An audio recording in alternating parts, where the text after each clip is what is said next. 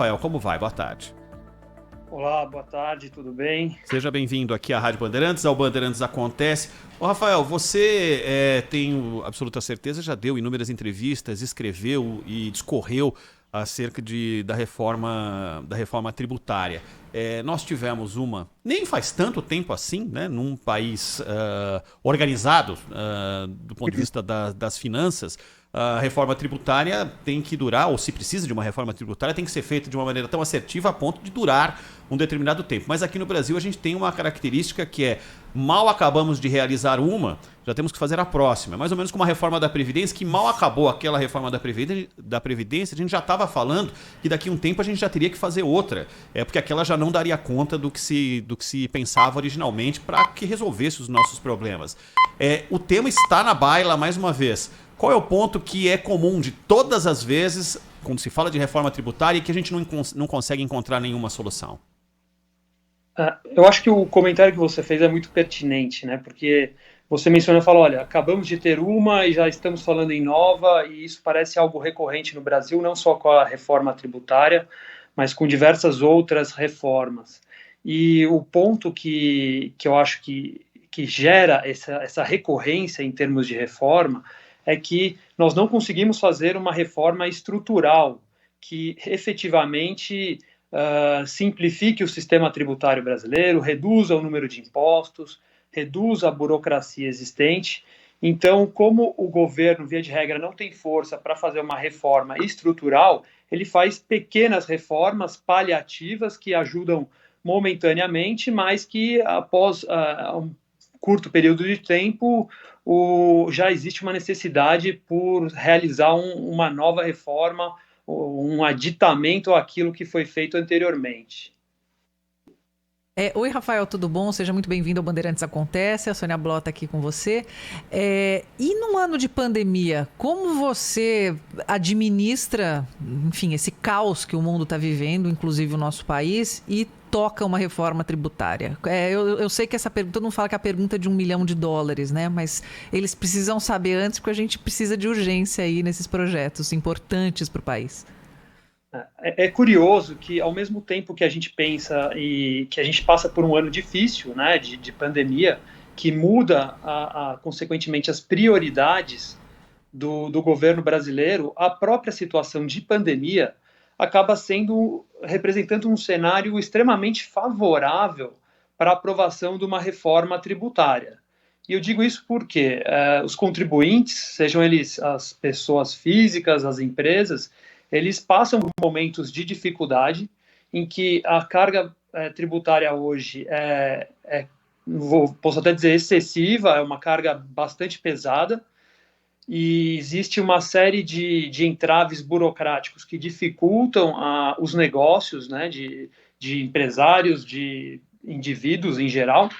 Então, apesar da pandemia aparentemente ser tomar o foco do governo, por outro lado, ela torna o ambiente extremamente favorável para a aprovação de reformas. O ponto que eu acho aqui que complica é a postura do governo de não se aproveitar desse momento, desse vento favorável que sopra aí, e acabando até sendo, de certa forma, omisso e deixando de lado uma pauta tão relevante para o Brasil. Rafael, boa tarde. Muitas vezes as pessoas falam sobre reforma ou usam a palavra reforma como algo invariavelmente positivo. E não é assim. Uma reforma pode até piorar as coisas. Já tivemos várias reformas no país que pioraram as coisas, inclusive reformas políticas, né, ou arremedos de reformas políticas que tornaram a situação ainda pior. E nós temos um sistema tributário insano, injusto, e parece haver um consenso, até em relação a essas propostas de reforma que estão no Congresso. Como você frisou, há o aspecto positivo, inegavelmente positivo, de diminuir a burocracia do sistema tributário. Mas o conceito base parece que continua intocado. E parece haver um consenso de que a receita não pode cair. Ou seja, haverá uma reforma mas partindo-se da premissa de que o Estado, na pindaíba em que está, não pode perder receita. Não só a União, mas estados, municípios, etc. Então parece que o que haverá é um deslocamento, ou seja, alguém está pagando tanto, vai pagar menos, e alguém que está pagando menos hoje vai pagar mais para que não haja queda de receita. Pelo que você já leu dos textos apresentados, das propostas apresentadas, já dá para identificar que setores ganharão, que setores perderão com a reforma que pode ser aprovada pelo Congresso este ano? Zaidan, acho que você tocou num ponto muito importante aqui. A gente tem três propostas de reforma, tá? Uma proveniente da Câmara dos Deputados, uma do Senado e uma do governo. Elas têm como ponto comum e de convergência o fato de buscarem uma redução do número de impostos e a desburocratização. Mas, como você bem disse, uma reforma não necessariamente quer dizer uma redução de impostos, né, de tributos em geral. A gente tem uma redução do número de impostos, mas não necessariamente uma redução da carga fiscal em pauta, tá? E dificilmente a redução da carga fiscal vai acontecer justamente pelo cenário agravado aí da economia brasileira em decorrência da pandemia. E o que nós observamos, de fato, é uma tendência, uma migração a vamos falar assim, uma desoneração aí do setor relacionado à indústria e uma oneração do setor de serviços para compensar essa desoneração da indústria. No projeto, na proposta que vem do governo federal, o setor de serviços estava sendo, na proposta, fortemente tributado, o que gerou uma série de insatisfações. A gente ainda não sabe como deve caminhar, mas o fato é que essa proposta do governo tem perdido força, até em detrimento das propostas que vêm do Senado e da Câmara dos Deputados, havendo até uma tendência à unificação, a uma harmonização dessas duas propostas, que de fato buscam uma simplificação mais estrutural, enquanto a proposta do governo busca unir apenas dois tributos, que são o PIS e a COFINS. As propostas da Câmara, a proposta da Câmara propõe unificação de 5 tributos, que seria PIS, COFINS, o ICMS, o ISS e o IPI, enquanto que a proposta que provém do Senado propõe até a unificação de 9 tributos, tá? Acho que a ideia de simplificação, de criação de uma alíquota uniforme, de que todos os tributos incidam sobre a mesma base, é válida. Mas aí, de novo, a gente precisa estar atento, porque redução não deve vir pela frente. A nossa preocupação é que não venha uma majoração da carga fiscal.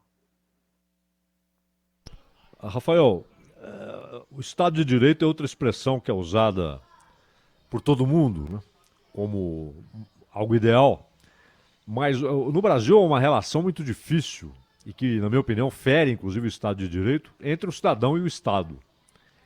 E vou entrar agora num tema que ele é menor, né, do que essa amplitude de assuntos que você abordou, mas que é a relação com contribuinte pessoa física. No governo Fernando Henrique, 1996, portanto ainda no primeiro mandato do Fernando Henrique, eles deixaram de corrigir a tabela. E todo mundo prometeu que ia mudar isso e ninguém mudou. E o fato é que houve ali pequenas mexidas e tal, que não dá para chamar de correção, porque correção é tornar correto. E até os auditores da Receita dizem que hoje a defasagem é de mais de 100%. Ou seja, tem gente pagando mais do que o dobro do que deveria pagar, tem gente que deveria ser isento e está pagando, tem gente que deveria pagar 10%, está pagando 27,5%. E não parece, até pela situação fiscal, né, não parece haver saída, não parece haver maneira de corrigir isso. Perdemos de vez essa parada, os contribuintes pessoas físicas, Rafael? Zaidan, não digo que perdemos, mas com certeza ninguém quer tocar nessa ferida, porque, de fato, isso vai representar uma atualização da tabela do imposto de renda, né, das faixas de incidência do imposto de renda, ela implica numa redução da carga tributária, indiretamente, né, porque, na verdade, o que me preocupa com relação a isso é porque, ao não atualizar a tabela do imposto de renda, o governo ele onera mais os mais pobres em detrimento dos mais ricos. Então, existe até uma injustiça tributária, se a gente pudesse assim dizer, diante dessa não atualização, porque os mais ricos, eles necessariamente pagam os 27,5%, que é o teto da alíquota do imposto de renda. Mas os mais pobres, que às vezes estariam, como você bem colocou, isentos ou sujeitos a uma alíquota menor, pela não atualização da tabela, são extremamente prejudicados. E são eles que justamente sofrem mais no bolso uma alíquota maior do imposto de renda do que a que seria efetivamente correta, né? E o que você está falando, quando você se menciona o termo correto, acho que o mínimo seria aplicar a inflação e atualizar o valor desde da implementação dessas alíquotas pelo governo Fernando Henrique, né? A gente viu aí que o IGPM o ano passado passou dos 20%, então é complicado para o cidadão não ter uma contrapartida, né? Ele não tem aumento salarial e ainda com essa não atualização da tabela do imposto, ele recebe menos salário e paga mais imposto. Essa é a realidade. Rafael, uma última da minha parte, e o Rafael Marcondes pode falar de cadeira de questões tributárias, mas também de questões trabalhistas, legislação trabalhista, e houve uma reforma, agora, por exemplo, é visto como medida emergencial, mas o Paulo Guedes parece gostar muito da ideia, dentro da história da flexibilização, que é possibilidade de redução de jornada com correspondente redução do salário. Durante a pandemia, a cobertura do governo, isso pode custar 10 bilhões se houver uma renovação. Mas, no geral, houve, nos últimos anos, precarização dos direitos do trabalhador, na sua opinião? Olha, na verdade, eu acho que nos últimos anos houve pouca movimentação em relação ao direito dos trabalhadores, né? Não houve grandes mudanças significativas. Eu vejo essa proposta do governo Bolsonaro aí de flexibilizar algumas regras, por mais que gere alguma insegurança por parte do trabalhador, eu acho que ela pode ser até salutar diante do atual cenário que nós vivemos, porque a não flexibilização de algumas regras pode significar, em última análise, a perda de trabalhos, né? a perda de posições de trabalho. Então, me parece que é melhor uma flexibilização e a manutenção de empregos do que uma manutenção da rigidez que hoje existe por parte das normas da CLT, com o risco de um aumento do desemprego, né? Acho que o país já passa por um momento bastante difícil e nós não podemos nos dar ao luxo de ver aí mais pessoas desempregadas. Então, a minha posição com relação a isso é, de certa forma, favorável a essa flexibilização das normas. Eu não vejo tanta essa precarização aí das regras de trabalho. Rafael, ontem nós noticiamos aqui no Bandeirantes Acontece a questão do imposto sobre os livros. E não entendemos direito, a gente ficou aqui discutindo qual foi o argumento de achar que os mais pobres não leem, não procuram os livros. Que baseado em dados do IBGE. Então eu queria que você explicasse esse imposto aí pra gente. Eu realmente preciso de explicações para, enfim, em concordar ou discordar. Mas eu acho que imposto sobre os livros nessa altura do campeonato, menos, não? Não, concordo com você. Hoje o que a gente tem, na verdade, nós temos uma norma padrão aí que tributa todas as mercadorias, e os livros se enquadram dentre as mercadorias. Só que a Constituição, por preservar valores fundamentais, dentre eles a cultura, ela determina que os livros não serão tributados, sejam eles na forma eletrônica ou física, né, como uma forma de estímulo e fomento ao desenvolvimento cultural e educacional da população. Agora, as propostas, principalmente a proposta do governo de reforma, ela vem com um discurso de acabar com benefícios que são dados a diversos setores.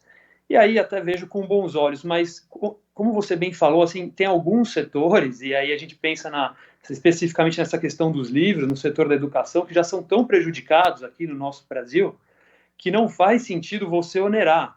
E um discurso de que os mais pobres não leem, me parece um discurso um tanto quanto vazio e que só contribui para um distanciamento social ainda mais, porque se eles não leem, você tem que estimular ainda mais para que eles passem a ler, porque leitura é fonte de informação, é educação, é desenvolvimento pessoal do cidadão, e isso, no longo prazo, vai melhorar as condições de toda uma população, o desenvolvimento do país como um todo. A Coreia do Sul está aí como um excelente exemplo. Então, particularmente, não vejo aí um fundamento razoável, nem mesmo hoje constitucional, para se acabar com essa isenção dos livros.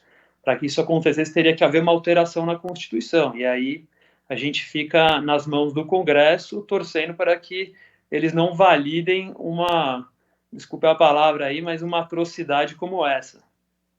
Rafael Marcondes, economista, conversou com a gente aqui no Bandeirantes Acontece, da Rádio Bandeirantes. Rafael, muito obrigado pela atenção conosco. Até uma próxima. Foi um prazer enorme, sempre à disposição de vocês. Obrigada, Rafael.